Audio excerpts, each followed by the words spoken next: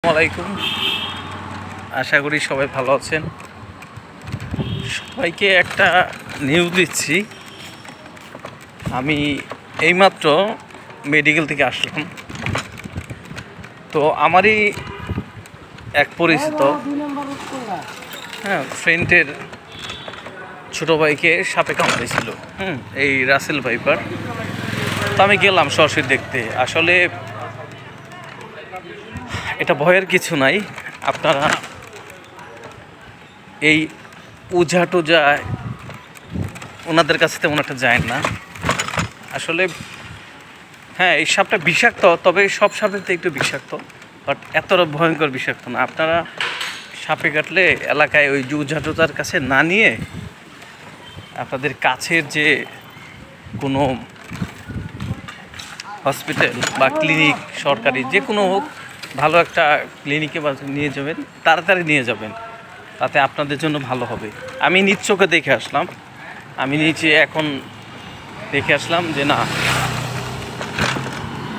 হসপিটালও ভালো চিকিৎসা আছে। আসলে আপনারা উল্টাপাল্টা জায়গায় না যেয়ে যে কোনো বড় সমস্যা, যে কোনো হয়, আপনারা দ্রুত হসপিটালে চলে যাবেন। যে কোনো ক্লিনিক, হসপিটালে হোক, কোনো সমস্যা নাই, ইনশাল্লাহ ভালো হয়ে যাবে। আর ছোটো ভাইটা দেখে আসলাম, মোটামুটি এখন বিষ মুক্ত আছে, মেডিসিন দেওয়া হয়েছে। তো এটাই শুধু বললাম, এই রাসেল ভাইপার এটা আহামরি এমন কোনো ভয়ঙ্করই নেই।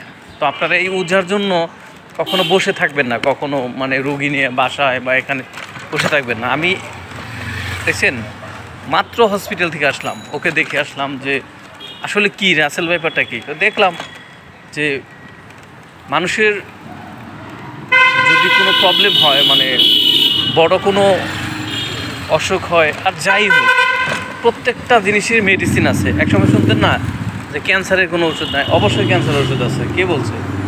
আগেও ছিল, এখন আছে।